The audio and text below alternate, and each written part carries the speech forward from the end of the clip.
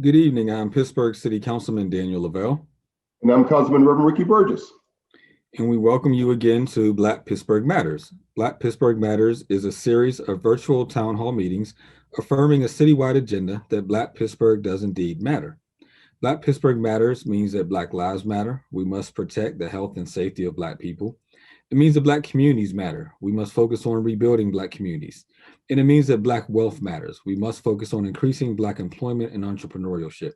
The Black community has been disproportionately affected by concurrent crises, the COVID-19 pandemic and the economic crisis, and race relations, which are both public health crises. Normally, in times of crisis and great change, we'll be coming to you as the Black elected officials of Pittsburgh and have meetings across the city with our constituents, partners, and allies.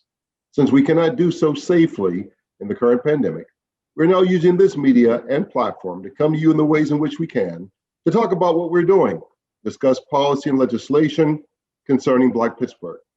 These meetings will be available via Facebook, YouTube, and the city's cable channel. You can contact or ask questions via the Black Pittsburgh Matters Facebook page or email us at blackpghmatters, that's blackpghmatters @gmail.com. And of course, you can comment or ask questions through our live feed right now. Today's town hall meeting is protecting Black women. Malcolm X once said, Black women are the least protected group in all of America. They are far more likely to experience sexual assault at a young age and experience intimate partner violence at a much higher rate than all other ethnicities. In honor of Women's History Month, we previously held a town hall discussing the ways the city is uplifting Black women and providing opportunities and avenues of social mobility in the wake of the Gender Equity Report. As a follow-up to our earlier town hall, today we will highlight the safety and well-being of Black women. As you know, Daniel, this topic is one I'm deeply passionate about. Before being on council, I founded and was the exec director of 5Cs, a social service agency providing educational and counseling support to families with an emphasis on youth and young adult women. I also worked to pass legislation requiring police to adopt the Maryland lethality assessment model here, which have reduced by 50% the number of intimate partner homicides in the city of Pittsburgh. And, as we are both, fathers of daughters, I am just personally concerned. My daughter, of course, is older than your daughter, but I'm very concerned about the lack of commitment at sometimes our city and our country has toward Black women. And admittedly, for me, Rev, this is an issue that I'm sort of coming along and learning more and more about. As you mentioned, I do have a young daughter. She's 9 now. So it's obviously at the forethought of my mind of how she grows up in the society that she's growing up in, and how different it is from even when I was younger, and how much more sort of sexually forward our environment currently is, and all these other sort of issues. But in general, the abuse of Black women, to even Malcolm X's statement, right? I didn't fully realize it until recent years when, following sort of a lot of your work, I began to sort of read the reports and better understand what was actually out here. And so I really look forward to hearing from our guests today, because they're both going to educate me and hopefully educate our listeners. Well, we are honored to be joined by experts in this field to have a dialogue of how we can work together to protect Black women in the city of Pittsburgh. And so we'd like to welcome Lavani Bickerstaff, Assistant Police Chief for Investigations, Dr. Stacy Ford, therapist and activist, Rhonda Fleming, Women's Center and Shelter Education and Men's Program Director, and George J. Fleming, Program Supervisor for Allegheny Family Network Fathers Involved new program. And I think Jay is with us, Jay Gilmer, who is the Safer Together Coordinator for the city of Pittsburgh. Good evening, everyone, and welcome to today's town hall meeting. Good evening.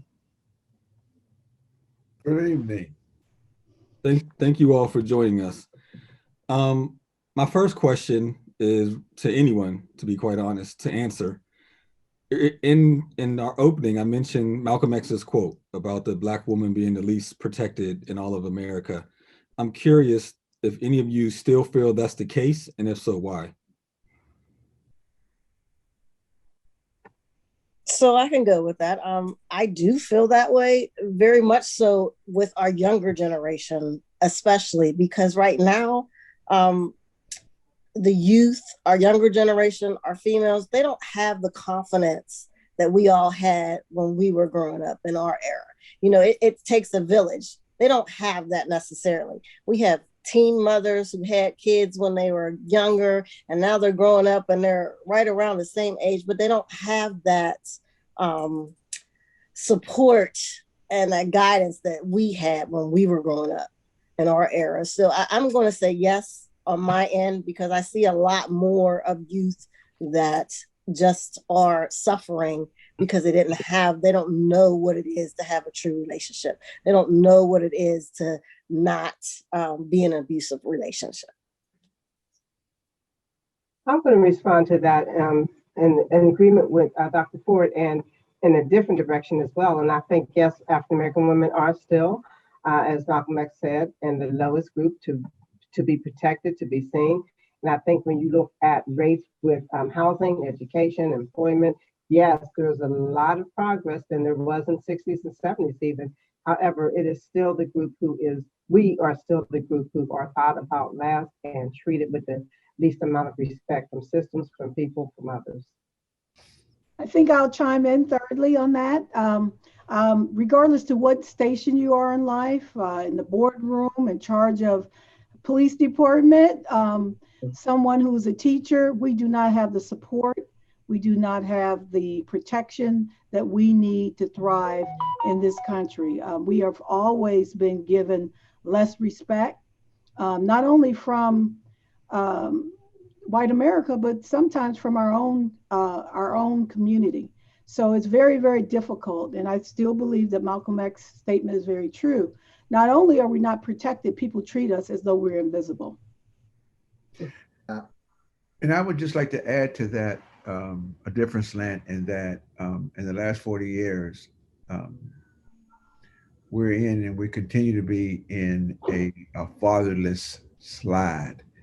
And I can say personally, because my sister's on here, we were blessed to come up in a two-family household where my dad set clear boundaries around not hitting my sister and other women.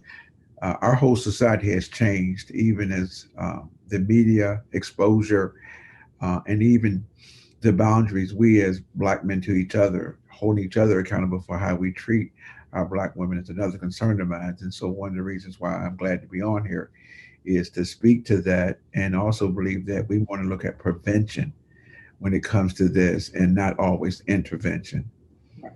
And I'll just add on one last thing in that. When you look at the statistics on disparities and things like school suspensions and school discipline and referrals to disciplinary agencies, Black girls are at the top of the list, even though there's no evidence whatsoever that they are the most unruly or anything else. That their suspension rates are just off the charts, and so that's a problem.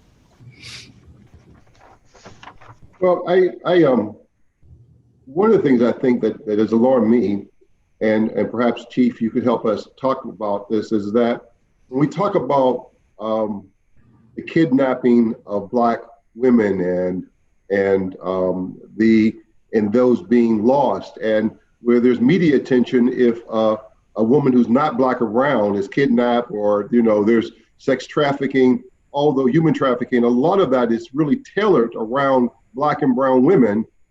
Yet there's not a lot of media attention. If a white woman goes missing, you'll hear, it'll be on MSNBC, CNN, NBC, but there's every day just a slew of Black women across the country who go missing, and there's really very little attention to it.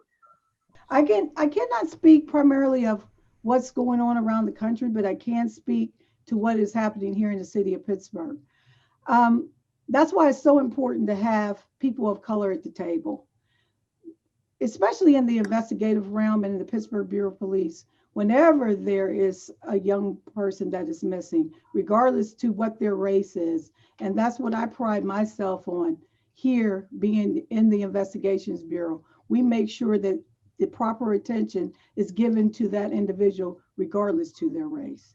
So that's why it is so important to be at the table so that you can make sure that there is no disparities when it comes to the investigative process or the policing process.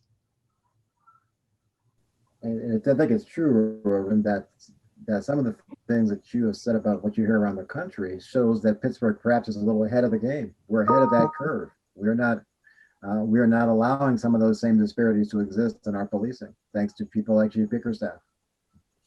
One question I have, and this is sort of a general question, and I hope I phrase it right because it was really Rev who sort of made me think about this differently. When we think about sort of violence upon women, in my mind, I immediately sort of thought of domestic abuse and things of that nature. Reverend mentioned the kidnapping, but he also sort of talked to me the other day about, well, what about when a woman is walking down the street and we catcall? Or what about when a woman is walking or participating or doing something in school and men can be overly aggressive? Mm-hmm. Can help just sort of educate me as to what the larger sort of experience that women often have sometimes that can be traumatic when you look at it in its totality, whether it's abuse in the home, whether it's sort of the catcalling that I mentioned, whether it's me pulling up alongside a woman in a car and aggressively speaking to her. Can you sort of phrase what that looks like? Because it's something that I'm becoming better educated, but I'm not fully educated on. Are you okay? I can speak to that to some degree. I think it's just a matter of disrespect. Mm-hmm. And I think that it's not just young people. I think it's probably across the board. But when you think about the rap music, and believe me, I'm not opposed to rap music, but I'm saying that some rap music is disrespectful and it disrespects young women. And when young people hear that, they feel that it's okay. Mm-hmm. Pulling up a side of a young woman or catcalling her, she doesn't know you. So you don't know what's going through her mind, especially when it comes to concerns about being kidnapped or concerns about being assaulted. So in a sense, what happens there is that she doesn't know how to respond. It's a lot of people, especially men, think it's just a catcall. There's nothing wrong with it, but it is a large sense of disrespect, and it makes a woman, especially a young woman, feel insecure about being out in public or walking alone. And a lot of times, women have to walk alone to the bus stop to go to school, and it really shatters their sense of security. Yes, I can attest to that. There are some students that have had instances on the school bus that have gone too far. And it's just a matter of boys being extremely fresh with them. And it has traumatized them going forward to the point that they don't even want a relationship with anybody. And they get extremely nervous if anyone comes too close to them. So, that boy didn't realize that that's the way that girl felt, or that's what was coming out of that, but it traumatized her for life. Councilman Lavelle, you also put a spin on that question. We're talking about domestic violence. And a lot of times when we think about disrespect and young men being disrespectful or toward females and women, a lot of that has come, as you mentioned, in the question around domestic abuse and that disrespect being taught, that is learned behavior. It's what they have seen. Now, everybody didn't grow up in an abusive home. So it may manifest in the home initially, but then it continues. It continues everywhere. I don't want to single out and say it continues just in the locker room, but it does continue in locker rooms also. But it gets the permission is given that it's okay to do that. And unfortunately, and I will leave this part to the men on the screen, that I think the flip side of it is, as a man or young man, if you don't do it, you're looked at as weak, you're a nerd, you're a wimp. So it's the whole culture, I think, that we're talking about that includes domestic abuse in the home, as well as including the street cred for if you don't know how to get a woman or if you don't know how to talk to a girl. And unfortunately, that is usually the disrespectful way of talking to women and trying to get their attention. Well, what we're talking about in the domestic violence work we do is objectifying, and it's really seeing women as objects versus human, and culture norm shift towards that and the acceptance of it. One of the things that has really jaded, particularly young people's thinking, is the growing media exposure. And I had a conversation with one of my grandsons last night. Somebody mentioned sexual forward thinking. He's only 11 years old. And he was calling me from his church group. And he wanted to know what I thought about girls liking him. We were talking about what like meant to him, and in particular, what's appropriate, what's not appropriate, and what's the difference between liking ice cream cone with spaghetti versus liking a lady. So I took the opportunity to educate him, verse from the lack of a maturity he has around this conversation, but I'm glad he called to have it. He lives in Illinois. But two, the frankness in which him and I have conversations is what's missing on the average for a lot of young men we work with. And I'm going to go back to this again. I work extensively with men and extensively. And the majority of men I work with, including the ones that I have in Allegheny County Jail worked with for COVID, excuse me, the majority of them had no proper therapeutic intervention before, like SHU in the juvenile justice system, and or are poorly educated, come from the culture of poverty, and very few of them had father figures.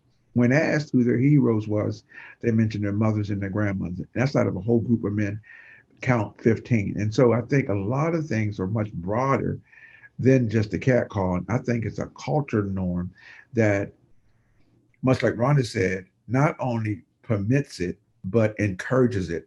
And so peer pressure is a great thing for a lot of young people because peer pressure can cause somebody to take a pair of tennis shoes just because it has a Nike sign on it to be tough. And in lieu of not having them or just having some decent tennis shoes. So it's really a loaded question, if you ask me. But I do think that a lot of it has to do with culture norms, lack of fathers' boundaries, and men holding boys and each other accountable. Oh, yeah. And unfortunately, without that boundary, we then that this then escalates into relationship abuse, domestic abuse, all sorts of things down the line. It just starts out at this relatively innocent stage, but unless it's checked, as George suggested, it just escalates, and we end up with much bigger problems down the line. What was heartbreaking for me in the agency was that a lot of the clients came from very poor neighborhoods and poor families, which we don't talk about it so much, but young girls who are growing up in poverty are very, very vulnerable. Right. Because many of them are growing up in single parent households where there may not be a male figure and the mother may be working, so they're left at home alone, to take care of the siblings. And one of the things that happened a lot to some of the girls is they became overly sexual, that they really did not know how to interact with men. These are teenage girls. When I interacted with them as a director, whenever they got into in a room with powerful male figures, the only thing they knew was to act super sexual. I mean, it's how they did not know how to be appropriate, right? And so what happens is they start acting super sexual. Well, then in the case of men who are inappropriate, that makes them treat them inappropriately, and it becomes almost a vicious cycle where the young girl is almost groomed to view herself as an object, get treated like an object, and then that in many ways repeats itself over and over and over again. At least that's been my experience. Is that a one-off, or is that a typical experience of young women growing up in poverty? I think it's unfortunate for any young woman who has, by society means, been seen as over-sexualized, because, as you said, she may have been left to do the parental role at home, and Chief Bickerstaff and I even had a conversation about this. So she may have been left to take care of her siblings. That may mean getting them ready for school, getting them bathed, cooking their dinner, or whatever, and those kinds of things. But for that to turn around and say that she's overly sexualized, I think the over-sexualization comes from society looking at her because she is seen that way. And George mentioned the objectification of women. I think it goes to that as well. This is going to be a real frank example I'm getting ready to give, but I don't mind sharing it because I think it's what we need to hear in our society. As Shore said, we were blessed to be raised by two parents. I'm going to tell you what my father taught me about that. My father said if I sat or if I walked in the room naked and sat on his lap and he touched me, he was still wrong. That was a very powerful, that stuck with me all my life. That was very powerful that as a woman, if a man did something to me, he's the one wrong, not me. So I think we have to really flip the script and begin to look at that these young girls that we're saying are overly sexualized. No, I think it's the adult eyes that see them that way. They are who they are often, particularly in the framework of emergence that you put it. They are often in the and they are often in that position because of poverty, and they have to be the one who's made because mom is out working or working two jobs, the single mom. So she has to, she or he, the child, and you're talking specifically about young girls, she has to be the one cooking the meals and cleaning the house and getting the kids ready. So she gets in that parentified role we talk about. She's not sexualized, she's parentified, and people see her that way and then often begin to take advantage of her because they think when they see that, they think, oh, she can handle it. She is tough, she is strong, she's woman enough to handle it. But she's not woman, she's 9, she's 10. So yeah. And there's also another side to that, from a mental health perspective. There are individuals that have a disorder that's RAD, which is reactive attachment disorder, and they act out because they don't know how to interact with people properly. And a lot of times it comes out in a very provocative sexual way. And people on outside that don't know that that's what that is will say, oh, they're just flashy, they're throwing themselves away, but there's a reason behind it. And I'm not saying that it's okay, and I'm saying that we just don't always know how to deal with people's reactions and what they see. A person with RAD spends a lot of time to themselves, so they'll do a lot of watching TV. They'll pick it up from social media, they'll pick it up from music, they'll pick it up from videos, you name it. But this is how they feel like they're being accepted in society because they know they're different. So there's different levels of this that we're discussing here, and it's it goes from trauma to mental health to behavioral or learned, or them not knowing, and then it all comes into a pot, and these are the folks that are most likely to be taken advantage of. So towards that point, because you mentioned mental health just now, and previously you also mentioned trauma. How can we learn to recognize the symptoms of young women in trauma so that we can help get them treatment as opposed to them sort of going further down that rabbit hole? So one thing that I have to do for everybody, and when I do conferences and teaching this, I teach everybody to don't automatically assume that somebody is acting out, that they're just bad. There's a reason, no one is just bad. There's a reason that they're behaving in this manner.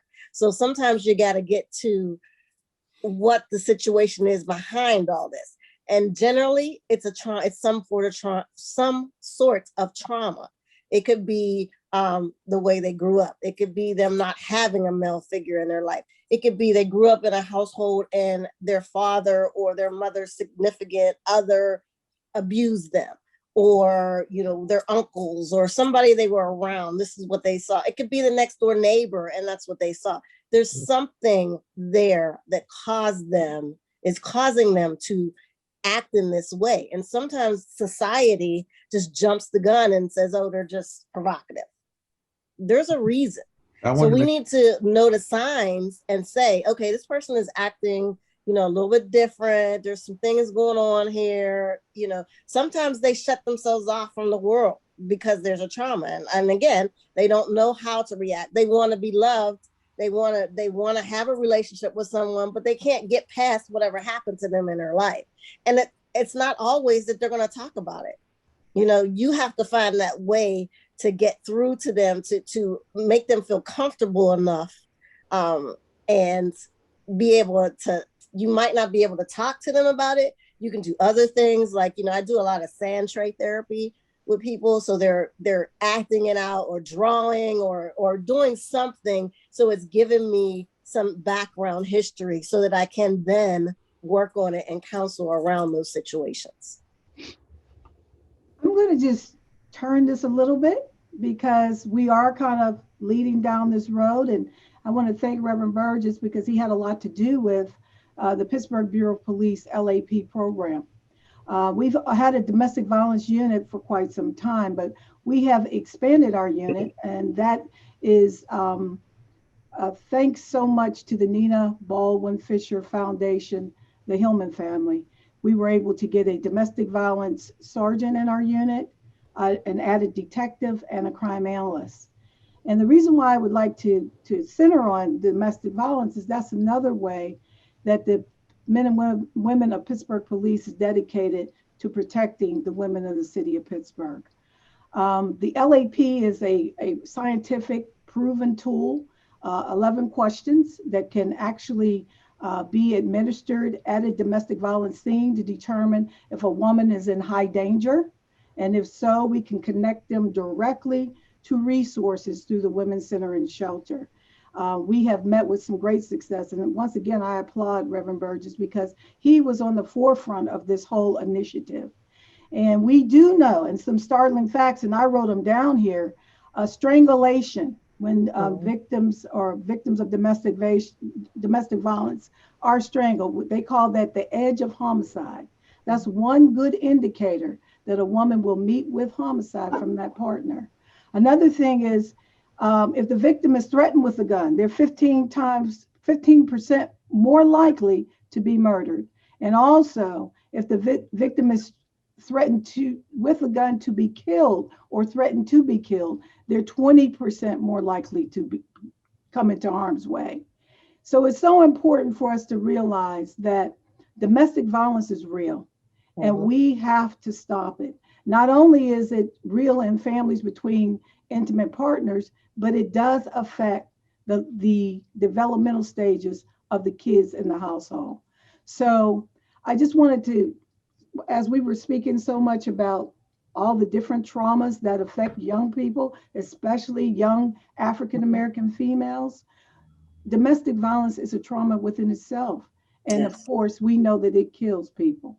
So the real important message that I really want to carry away with this is that there are supports out there for women that are in domestic violence situations. There's all types of shelters. The Pittsburgh Police have different resources.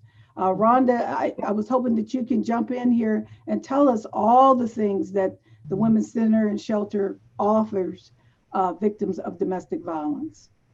Thank you, Chief Bickerstaff. I'm glad you asked that. And I just want to add to, and now I'll tell you about our resources in a second, but to the LAP program that you referred to. And Attorney Lorraine Bittner from Women's Center Shelter made sure I had the statistics to let me know that we have had 1,200 cases reported, and 800 of those have been high danger cases. And she did talk about, as you just mentioned, the collaboration from the domestic violence unit, as well as the collaboration with Women's Center Shelter and the DA's prosecution unit on domestic violence. So looking at that collaborative effort through those three organizations together, we are doing something to hopefully address intimate partner violence, domestic violence, and at least to make the public aware that we do have these services. Most people know Women's Center and Shelter of Greater Pittsburgh by our shelter, but we have a 24-hour hotline. We have a chat line, text the chat line, 9 a.m. to 9 p.m. Monday through all week long, 7 days a week.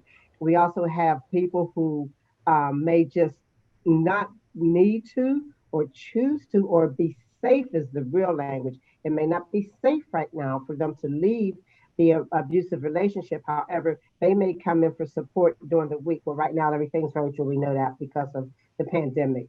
However, they may participate in our outreach groups. We have a very robust outreach program at Women's Center and Shelter as well, where we provide outreach to the LGBTQ community, to male victims of intimate partner violence, to anyone who is going through intimate partner violence. We also have services for children through our Children's Advocacy Program at Women's Center and Shelter that offers a lot of education, as Dr. Ford was mentioning, finding out some about the roots of what's coming from the behavior, because it's not just the behavior. What is the trauma attached to that?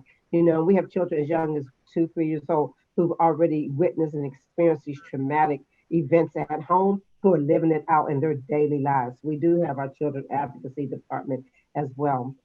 Of course, we have our legal advocacy department. Our legal advocates will work through anyone who's coming in to get a protection from abuse order, just explaining that process and walking through what they may expect when they go in to get a protection from abuse order. So we do have a plethora of services at Women's Center Shelter. And the front door to all of our services is our 24-hour hotline. Our website is wcspittsburgh.org. Pittsburgh is spelled out. And I encourage and I invite people to just look at it sometimes, because you never know when you may be helping a family member, a friend, or a neighbor. So it's wise just to put yourself up on that information for whatever role you're in that you may get to help somebody with that. So yeah, thanks so much for asking. I'm glad I had the opportunity to share that. And I just want to And I just also wanted to add also that whenever police officers respond to a scene for domestic violence, and there is an intimate partner relationship going on there, and there has been some sort of violence, we use that domestic violence phone, the LAP phone, and we connect real time with the Women's Center and Shelter so that we can get services for the victims. We also know that when victims are right there on the spot getting attention and they don't have to wait a day or two to navigate through a governmental system, they're more apt to get services, to seek shelter, and to get resources for their families. And you George, know what? I'm sorry. George, do you want to talk about the Battery and Intervention Program for Women's Center and Shelter?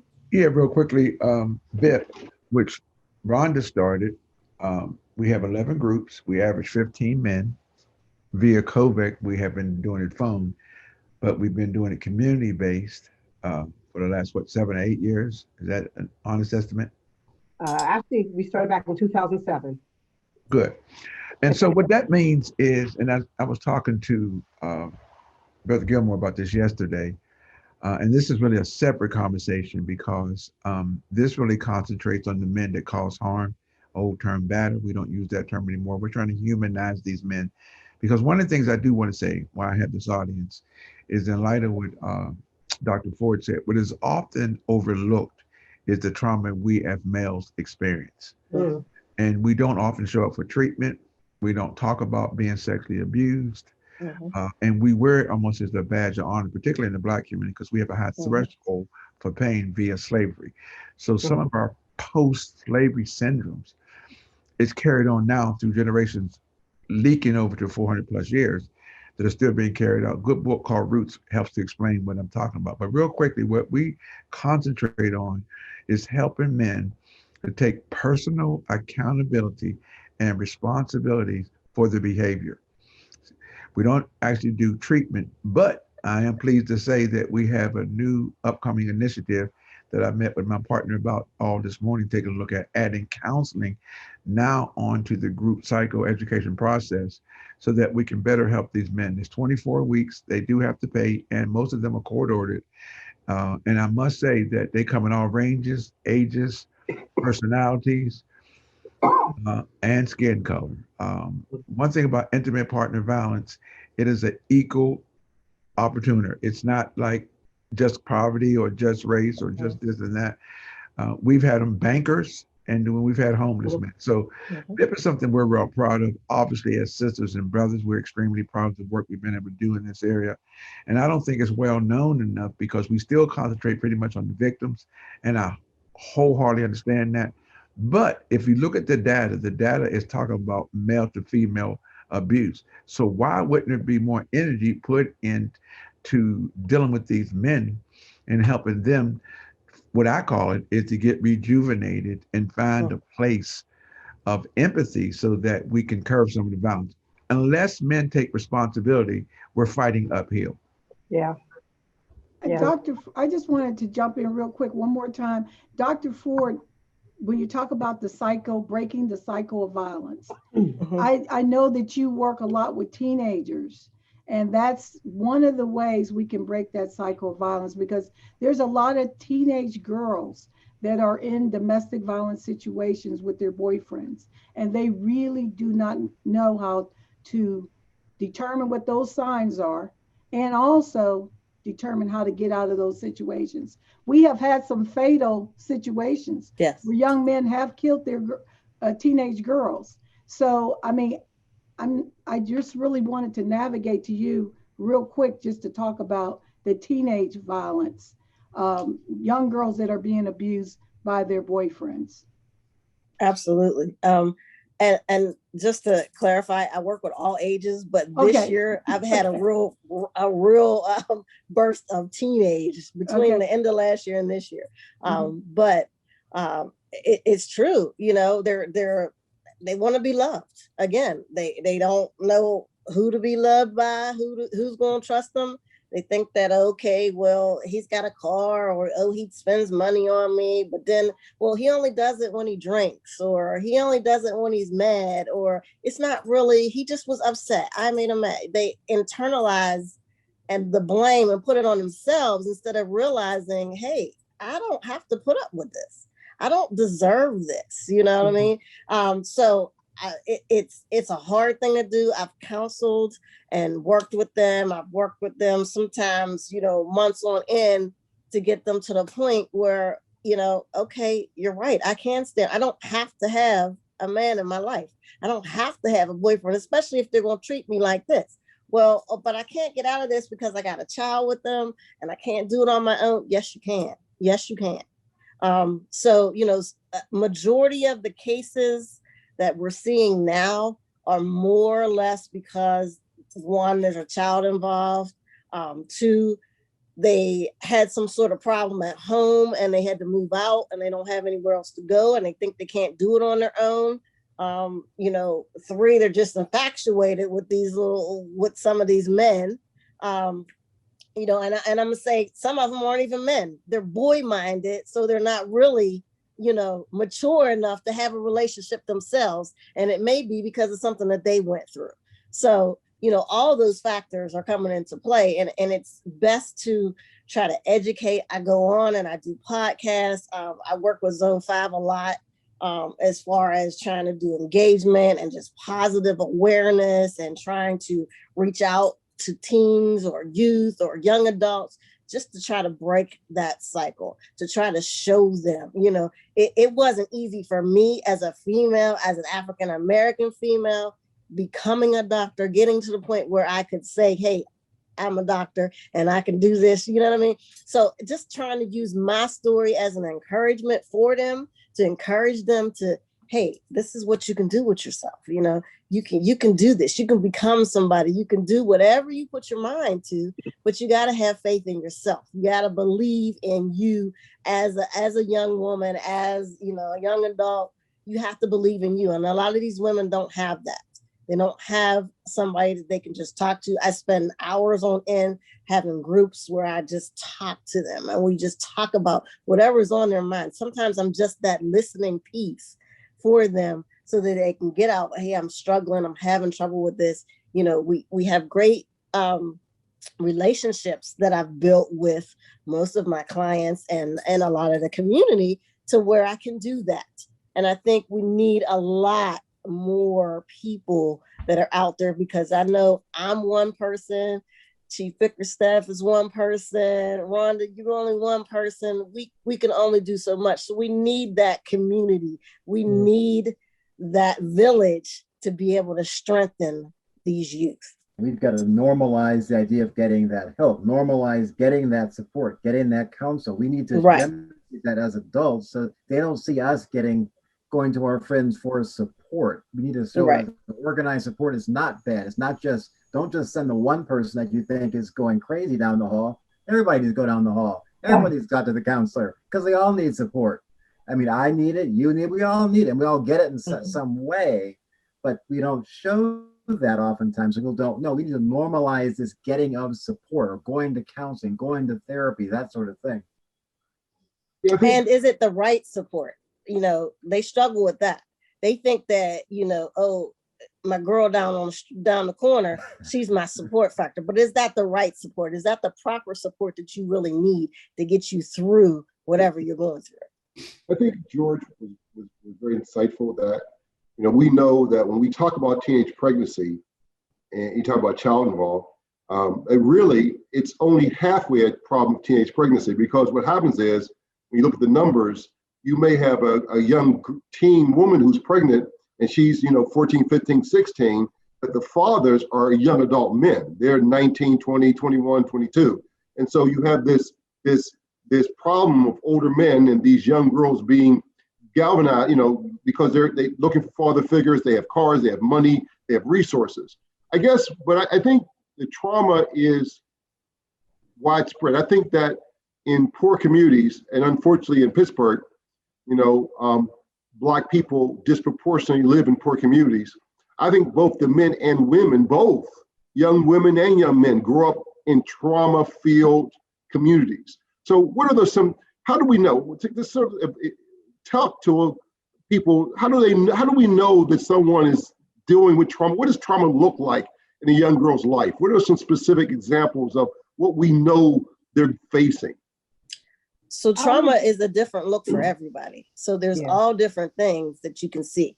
You can see someone that's sheltering themselves, someone that's overeating, someone that's having emotional ups and downs, someone that is being very aggressive, someone that is just too shy, someone that sometimes they're one way and then all of a sudden you see something different.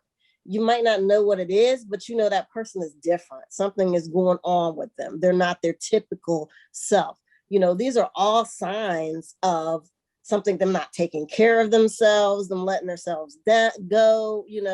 They don't want to go to school, in school kids, sometimes they don't want to go to work. They're not showing up for work. They're drinking, they're doing drugs. They're just acting, different than what they used to, or they're doing too much of something. Sometimes you can just look at somebody and see it on their face, their expression, and know that something's going on. What does sheltering themselves mean? I've never heard that term before. Sheltering themselves is not wanting to go out, not wanting to come out the room, not wanting to see anybody or talk to anybody, just closing themselves up to just them, because they're afraid that someone's going to notice, or, they're afraid to interact with someone. So those are just some signs. Dr. Ford, do you think that, I'm sorry, I just want to ask a quick question. Do you think that we as professionals, whatever level we're at, have done an adequate job of educating people on trauma-informed care, the approaches to take to that, how to pivot and ask the question, not why you did that, but can you tell me what happened to you? Because I've been trained in it, so I'm just asking, but everybody doesn't understand trauma. You're right. They don't. Very good question. There are certain indicators, like generational trauma, like poverty, like drug and alcohol in the home, like sexual abuse. But we as brown and Black people, we have also what you are, I'm sure, well aware is, and even becoming a doctor, systemic trauma. Absolutely. Imposed on us simply because of skin color. So trauma can also be multi-layered in that you have to get a relationship with the person, much like you're talking about, so that they learn to trust you, so you can help them to unpack, because a lot of people that are victims of trauma, they don't even know they've been traumatized because it's their norm. It's their norm. So one of the things that would be good to be able to do is educate, in particular, African-American community, on how to look out for. A lot of parents don't even know that their kids are being bullied in school and things like that, because they got their hands full and their child are screaming for help. You recognize it because they'll come talk to you and you'll say, well, did you tell your mother? No, because, me and her don't talk. And, especially around stuff with relationships, particular relationship. Phones, guys use phones. I'm sure you hear this a lot.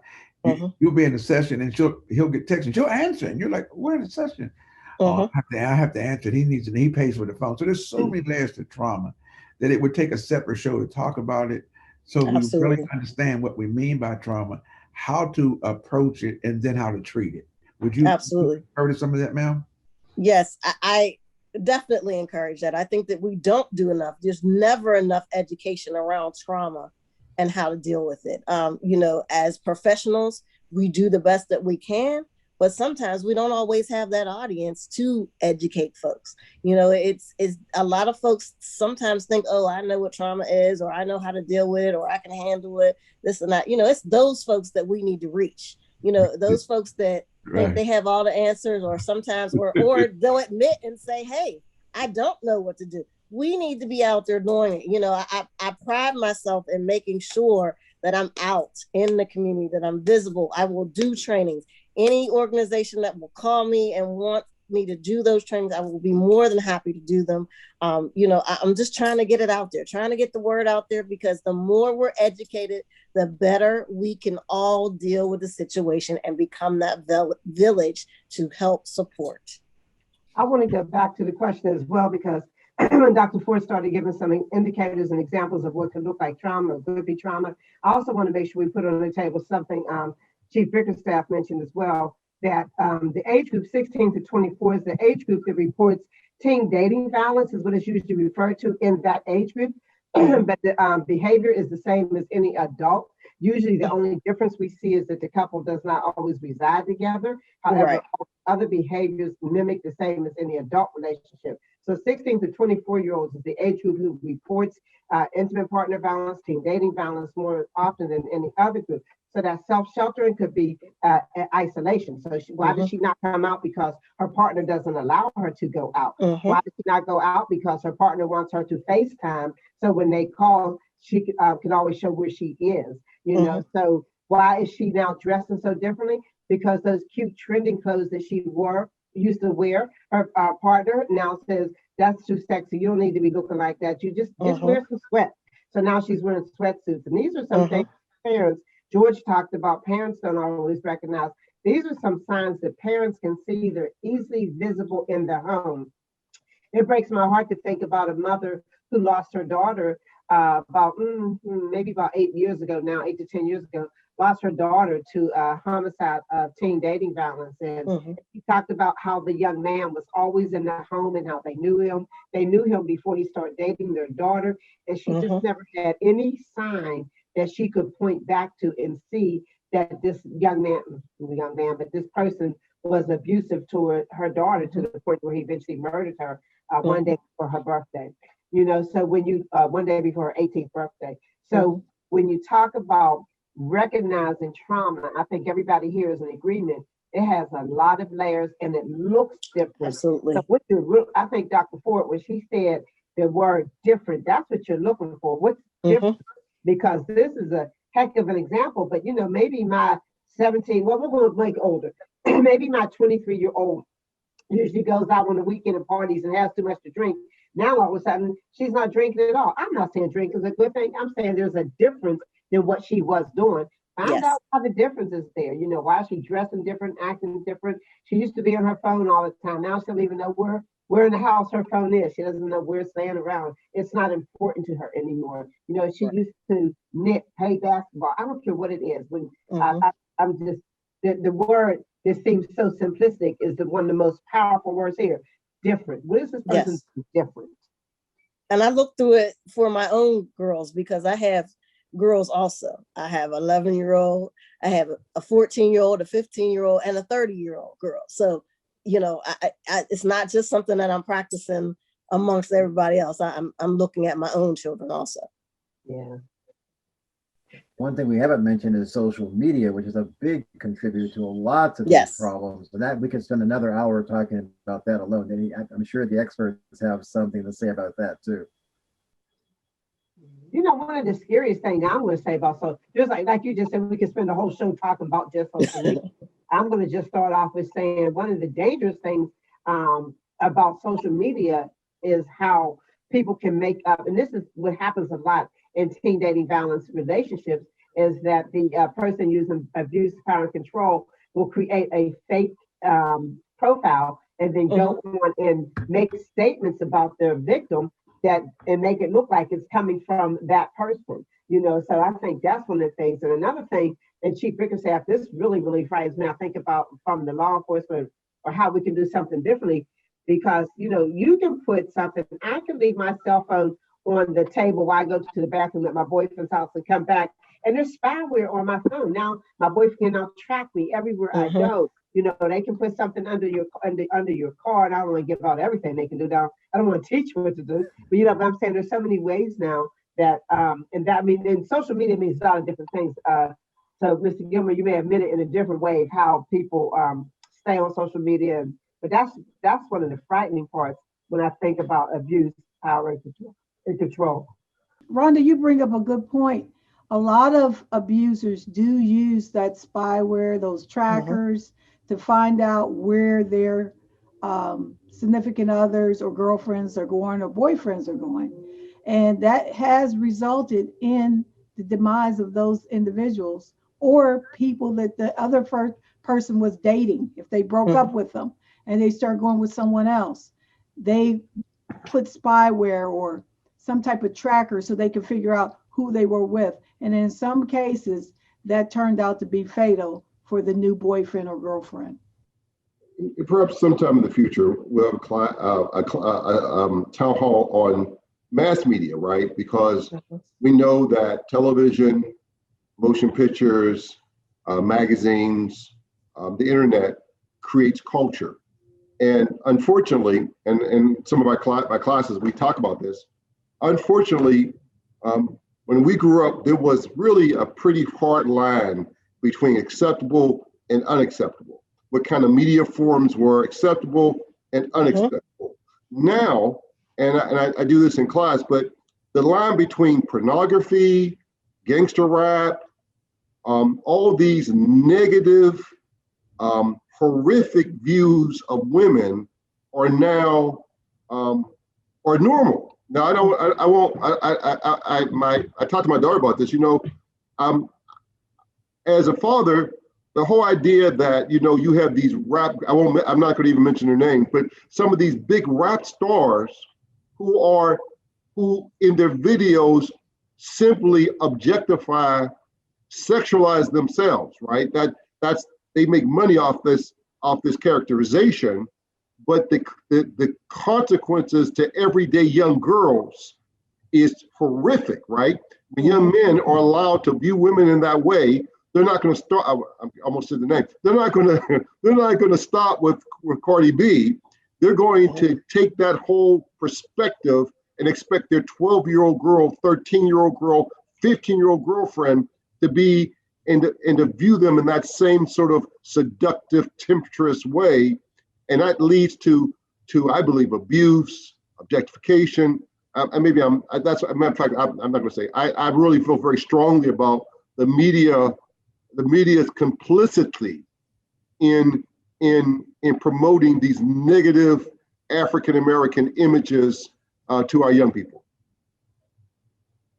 All in the name of a dollar, huh? Millions of dollars. So we are at our hour mark, essentially, but I do want to take a quick second to bring on Micah Campbell Smith onto the show. She's sort of been monitoring the questions that were coming in, many of which you all have already answered, but there was one specifically she said that had not been touched upon. And so I would like to bring her on so she could ask that question. Good evening. The question was, what do rehabilitation programs look like for abusers themselves, and what are the outcomes for these programs? And then I would add on to that then, if we know of an abuser, how do we then get them to one of those programs? How do we do that as well? So Women's Center Shelter has one of the 4 programs in Allegheny County working with battering intervention program. PERSAD also has one for the TLGBTQ community. So, and the other programs are the Renewal Center, Wesley Family Services, and Women's Center Shelter of Greater Pittsburgh. And we all offer battering intervention programs. And we use the word battering and not batterer, but battering intervention programs. So you can get that by calling. Because I'm here, I'm going to say you certainly can call our program, and we will refer you. One of the things we do, because we're not fighting over, we have enough men refer to these programs that we're not fighting over which one they go to, because what we try to do is make it as convenient for him, particularly when we were live and not doing virtual world. So if someone works downtown and gets off at 4 p.m. and Renewal has a group starting at 5 p.m., it would make a lot more sense for him to go to the Renewal program than to try to get to McKeesport for the Wesley program. And then we have a Saturday program that the other ones don't. So we really work together to have men and those who use power, control, and abuse, as I said, first half for the TLGBTQ, and Renewal also for women who are defendants in court for intimate partner violence as well. So I'm just going to give our information because I know it by heart. And again, that is 412-687-8005. And that is just one blanket number that can get you information. You could be put in and get information. George mentioned earlier that most of our men are court referred, and you can self-refer. We have had men call and say, my father said I need this program, or hey, my brother went through this program, so I think it would be good if I take it. So we do take self-referrals in addition to court, probation, and CYF referrals. The one question I want to answer always comes up, and I was talking to Brother Gilmore about this yesterday. How effective is it? Our philosophy is any intervention that we have, because of the passion and expertise we have in this area, is some level of success, even if they don't complete. Now, a lot of our men do complete the program, but there's a difference between a willing participant and a forced participant. Remember, our men are forced to come. The changes I've made in my life came through a willingness to unpack myself, to be transparent enough to work on me from the inside out.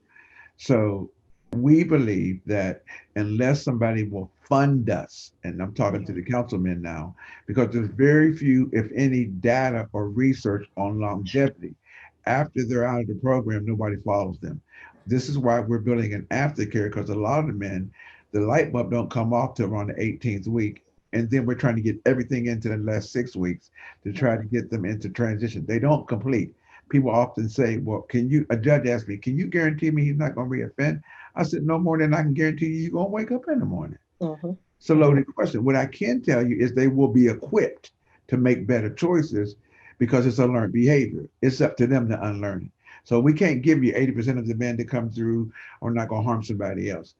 I mean, that's just not a real fair question, because people ask us all the time, and I want to speak to that. But I do believe we can come up with best practices if we had some clinical, longitudinal study done by people like researchers and Dr. Ford and them over time, I mean long time, with the same men versus men that don't have it, and see what the difference is. And so that's a money issue. I was told there's not a lot of money in serving men. I was told that by a researcher. Thank you all. So here's what I would actually like to do, because we have reached our hour mark. If you all are willing, I would love to have you all back, because there are a number of questions that I just didn't get to, that I would love to be able to ask you at another time, if you all be willing. And Micah said we had a very active audience this evening. So obviously this topic is important and one that we need to continue educating people on. And so I would just love to invite you all back if you would be so willing. But with that being said, we are out of our time for today's show.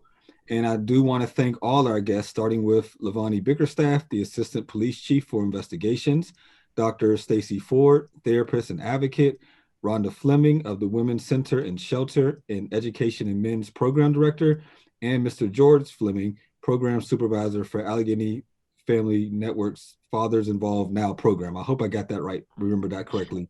You did. And of course, thank you. And of course, Mr. Jay Gilmer.